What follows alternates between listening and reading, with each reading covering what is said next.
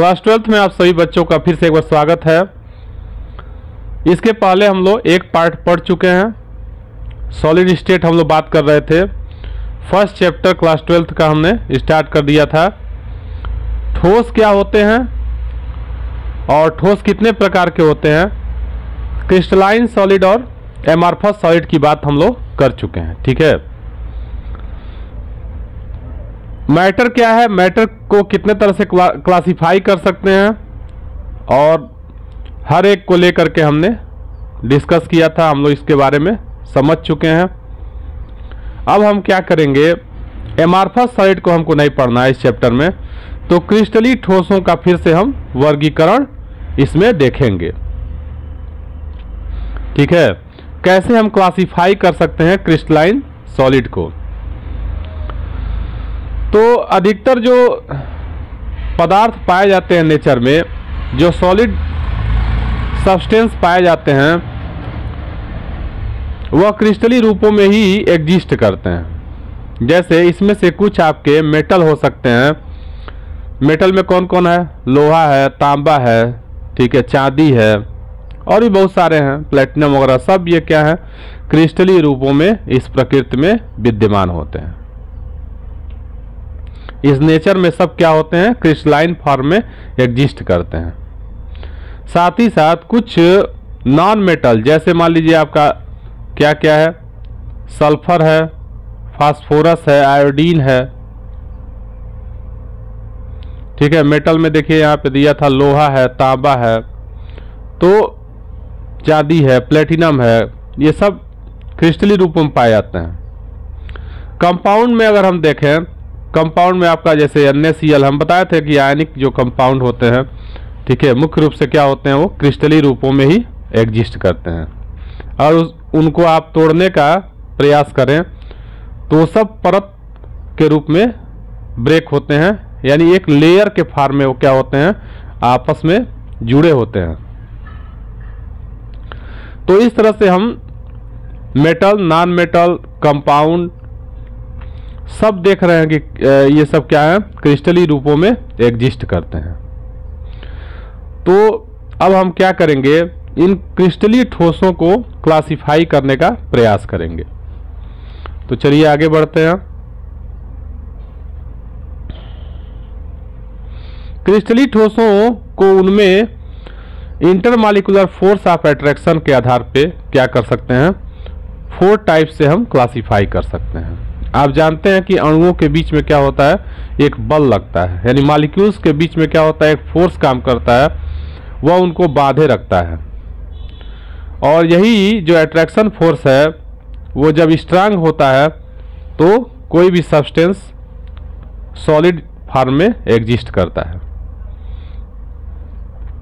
इस आधार पे हम क्या कर सकते हैं, क्लासिफाई कर सकते हैं आणविक मतलब मॉलिक्यूलर, आयनिक, धात्विक और कोवैलेंट। ठीक है, सहसंयोजक ठोसों में इनको हम क्लासिफाई कर सकते हैं। तो सबसे पहला आपका है आणविक ठोस, यानी मॉलिक्यूलर सॉलिड। और मॉलिक्यूलर सॉलिड को भी हम क्या कर सकते हैं, क्लासिफाई कर सकते हैं। तो इनको लेकर के हम लोग डिस्कस करेंगे। तो ऐसे ठोस यानी ऐसे सॉलिड जो क्या होते हैं, मॉलिक्यूल्स से मिलकर के बने होते हैं, उनको हम मॉलिक्यूलर सॉलिड कहते हैं, यानी आणविक ठोस कहते हैं। जो आयनों से मिलकर के बने होते हैं उनको आयनिक सॉलिड कहते हैं। और धात्विक सॉलिड में क्या होगा, आप जानते हैं, जैसे लोहा है, सोना है, प्लेटिनम है, ये सब क्या है, धातु हैं। तो इसलिए इनको अलग से क्लासिफाई कर दिया गया, धात्विक ठोस। और कुछ ऐसे ठोस होते हैं जिनमें कोवैलेंट बॉन्ड बनते हैं, सहसंयोजक बंध बनते हैं, यानी शेयरिंग ऑफ इलेक्ट्रॉन से बॉन्ड फॉर्मेशन होता है, तो इनको सहसंयोजक ठोस में रखा गया है।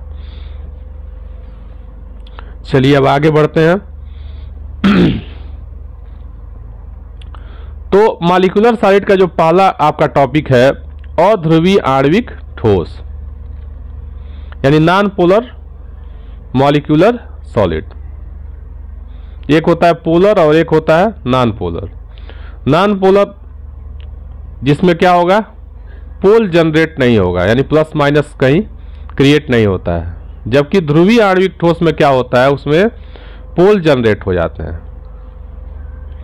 तो ऐसे आणविक ठोस जिनमें क्या हो, कहीं भी पोलरिटी ना हो, ध्रुवता ना हो, यानी माइनस प्लस जो है वो कहीं भी क्रिएट नहीं होता हो। कुछ आप पढ़ेंगे, कुछ ऐसे ठोस होते हैं जिनमें क्या होते हैं, पोलरिटी क्रिएट हो जाती है। क्यों पोलरिटी क्रिएट होती है? Due to difference of the electronegative character of the element or atoms. मतलब जो एलिमेंट या जो तत्व मिल करके उस सॉलिड का निर्माण किए हुए हैं, कोई जरूरी नहीं है कि इनकी जो विद्युत ऋणात्मकता है वो समान हो। अगर विद्युत ऋणात्मकता समान है तो उसमें कोई भी चार्ज क्रिएट नहीं होगा। जैसे अब एग्जांपल से समझते हैं। जैसे आपका देखिए H2 लिया है, निम्न ताप पर H2, तो बहुत कम टेम्परेचर पर अगर H2 हम लेंगे तो H बांड H जो है, इनमें कहीं भी दो एलिमेंट्स के बीच में, दो एटम्स के बीच में कहीं भी इलेक्ट्रोनेगेटिविटी डिफरेंस बहुत ज़्यादा नहीं है। जैसे Cl2 ही है, ठीक है, क्लोरीन बांड क्लोरीन है। कहने का मतलब दोनों क्या है, सेम नेचर के हैं। कोई ज़्यादा इलेक्ट्रोनेगेटिव और कोई कम इलेक्ट्रोनेगेटिव नहीं है। इलेक्ट्रोनेगेटिविटी से क्या प्रभाव पड़ जाएगा? इलेक्ट्रोनेगेटिविटी से प्रभाव पड़ेगा, जैसे मान लीजिए कि अगर कोई एक ज़्यादा इलेक्ट्रोनेगेटिव होता तो वह बांड के इलेक्ट्रॉन को अपनी ओर क्या करता, खींचता, इसलिए वहाँ पे पोलरिटी क्रिएट हो जाती है। समझ में आ रहा है? ये दोनों क्लोरीन एटम सेम नेचर के हैं ना, जितना इलेक्ट्रोनेगेटिव ये क्लोरीन है उतना ही इलेक्ट्रोनेगेटिव ये क्लोरीन है, इसलिए बॉन्डेड इलेक्ट्रॉन को कोई भी अपने तरफ शिफ्ट नहीं कर पाएगा। इसलिए वहां पे कहीं भी ध्रुवता उत्पन्न नहीं होगी, कहीं भी पोलरिटी जनरेट नहीं होगी। चलिए अगला देखते हैं। तो ये कैसे जुड़े होते हैं, इनके जो मॉलिक्यूल होते हैं वो कैसे जुड़े होते हैं? इनके जो मॉलिक्यूल होते हैं वह दुर्बल परिक्षेपण बलों अथवा लंदन बलों द्वारा बंधे होते हैं। एक वैज्ञानिक थे फिट्ज लंदन, ठीक है, उन्हीं के सम्मान में इसको लंदन फोर्स भी कहते हैं। आप पढ़ेंगे इंटरमॉलिक्यूलर फोर्स ऑफ अट्रैक्शन कितने तरह से होते हैं, ठीक है, क्लास 11th में दिया हुआ है, आप पढ़ चुके होंगे।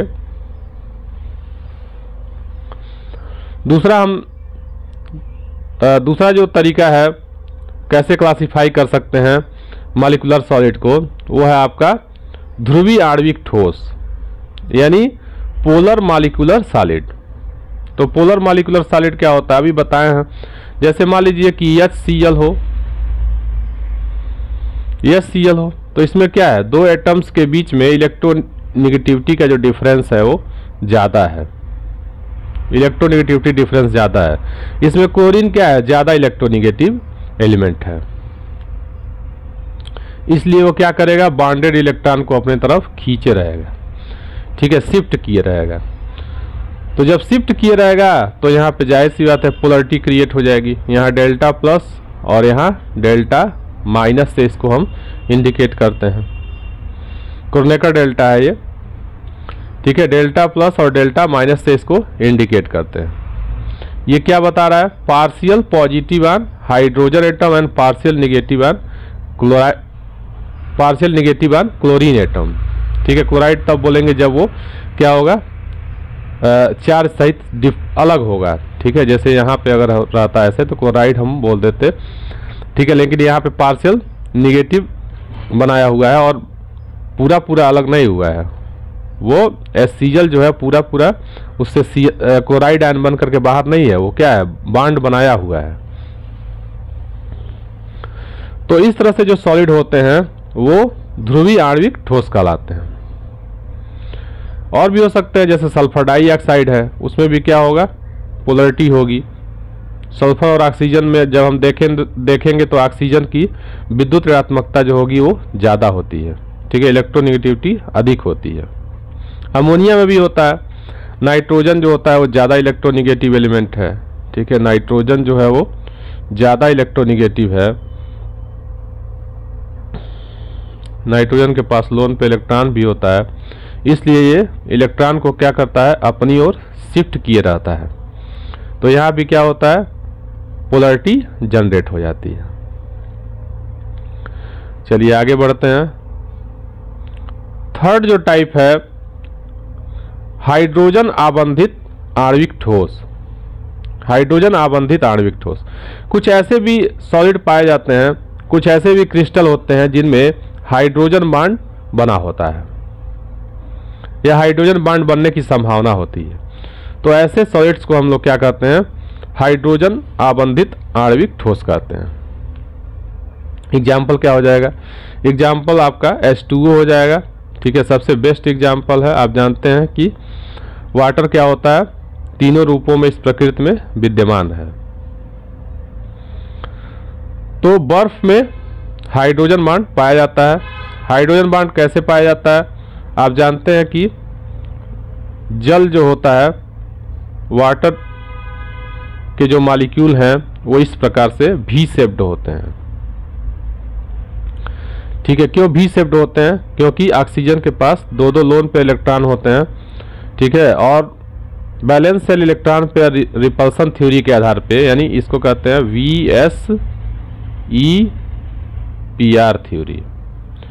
ठीक है, valence shell electron pair repulsion theory के आधार पे यह अपने आप को किस तरह से एडजस्ट करता है, स्पेस में अपने आप को इस प्रकार से एडजस्ट करता है ताकि मिनिमम रिपल्सन वहां पे हो सके। ठीक है, तो क्या होगा, कैसे हाइड्रोजन बॉन्ड बनता है। तो हाइड्रोजन बॉन्ड बनने के लिए सबसे मुख्य जो बात है उसमें क्या होना चाहिए, हाइड्रोजन जो है वो एक मोस्ट इलेक्ट्रोनिगेटिव एलिमेंट से जुड़ा होना चाहिए।